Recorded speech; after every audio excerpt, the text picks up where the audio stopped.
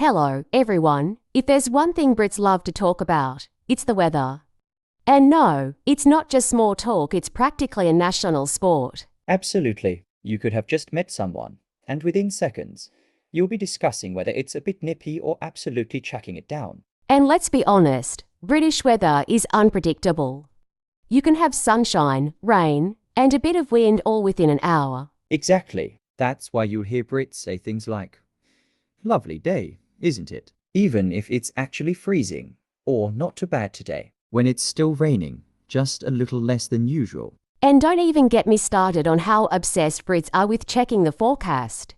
Even though we all know it's never quite right. Oh, and let's not forget the classic British wardrobe dilemma. You leave the house in a coat because it looks cloudy, but by midday, you're sweating because the sun has decided to make a surprise appearance. Or worse, you go out without an umbrella, and the moment you step outside, it starts drizzling.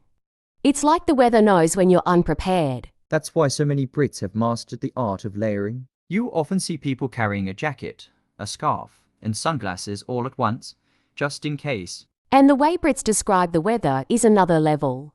If it's cold, it's not just cold, it's a bit fresh or brisk. If it's hot, you'll hear people saying, it's absolutely boiling even when it's only 22 degrees Celsius. Don't forget mild. That word gets thrown around a lot when the temperature is neither too warm nor too cold. And, of course, the great British tradition of complaining about the weather, no matter what. If it's raining, we moan about it. If it's too sunny, we say, oh, it's a bit too much, isn't it? But at the end of the day, the unpredictable weather is part of what makes Britain, well, Britain. And honestly, what would we even talk about if we didn't have it? Exactly. I mean, British small talk pretty much revolves around the weather. You could be standing at a bus stop, awkwardly silent next to a stranger, and all it takes is one, bit chilly today, isn't it, to spark a whole conversation. Oh, absolutely. And that's the thing, talking about the weather isn't just small talk. It's like an unspoken social code. If someone says, looks like it might rain, you don't just say yes. You have to engage, maybe with, yeah, they said on the forecast it's going to pour later, or typical, isn't it? One day of sun, and then back to grey. And it's funny how we never trust the forecast either. You'll check it in the morning, see that it says clear skies, and still shove an umbrella in your bag because, well, we know better. Right? And then you have the whole sunburn saga. The moment Britain gets a sunny weekend, everyone rushes to the park, beach, or pub garden. No sunscreen, no shade, just full exposure to the rare British sun. By Monday morning, half the office is walking around looking like boiled lobsters. Oh, and let's not forget the obsession with making the most of good weather. The second the sun comes out, everyone flocks outside as if it's the last time they'll ever see daylight.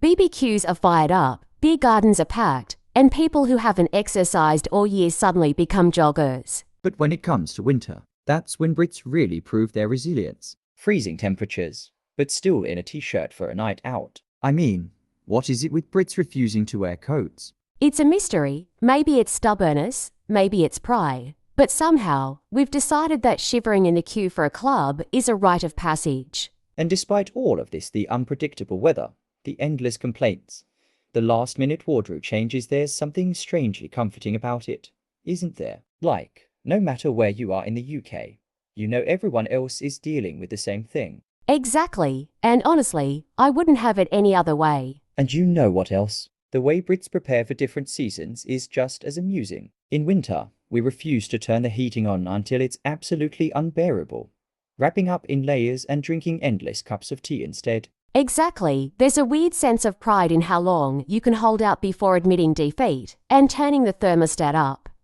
You'll hear people saying, not putting the heating on until November, I don't care how cold it gets. And when summer finally arrives, if we're lucky to get one suddenly, nobody knows how to cope. Offices turn into saunas. The trains feel like ovens, and all the fans in the shops are sold out overnight. Oh, and let's talk about air conditioning, or rather, the lack of it. Shops, cafes, even some hotels, it's as if the whole country just collectively agreed that proper air conditioning is unnecessary. And don't forget those heatwave headlines. UK bracing for scorching 25°C. Meanwhile, people in Spain are sitting in 40-degree heat like, is that all? And yet, despite all the complaints, we get defensive if anyone else criticises British weather.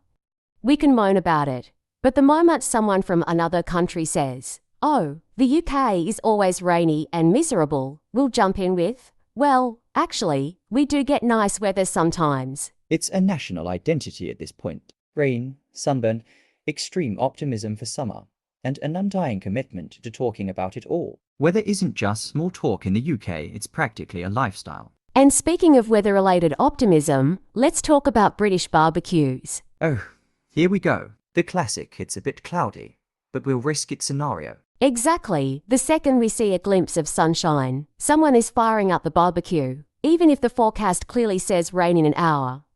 And you know what? When it does start raining, nobody actually goes inside.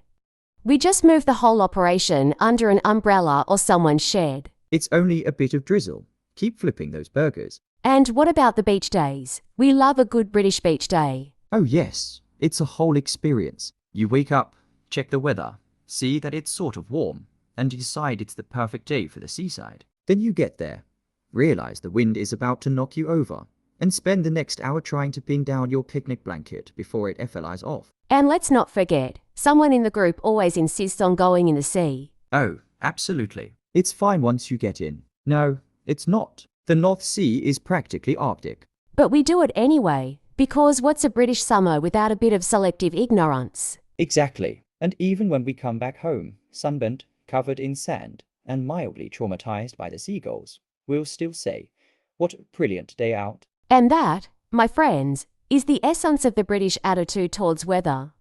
We endure, we adapt, and most importantly, we never stop talking about it. And speaking of never stopping, let's talk about the great British obsession with ice cream at the beach. Oh, absolutely. It doesn't matter if the wind is howling and your hands have gone numb. You must have a 99 flake. And the moment you get it, a seagull is already eyeing you up like you're a walking buffet. Yep, and you always think you can outsmart them.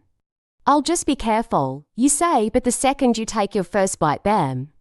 Seagull swoops in, and your ice cream is gone. It's a rite of passage. You are not a true Brit until you've lost an ice cream to a seagull. And if it's not seagulls, it's the unpredictable weather. Have you ever had ice cream in the rain? Oh yeah, there's something so British about standing on a pier, shivering in a damp hoodie, eating a soggy cone, and pretending you're having the time of your life. And speaking of food at the beach, let's talk about the ultimate seaside meal, fish and chips. Ah, now we're talking. There's nothing quite like fish and chips by the sea. But let's be honest, by the time you actually sit down to eat, everything is covered in sand. And let's not forget that classic moment when you take a bite, and the wind blows your entire portion of chips into the sea. It's fine.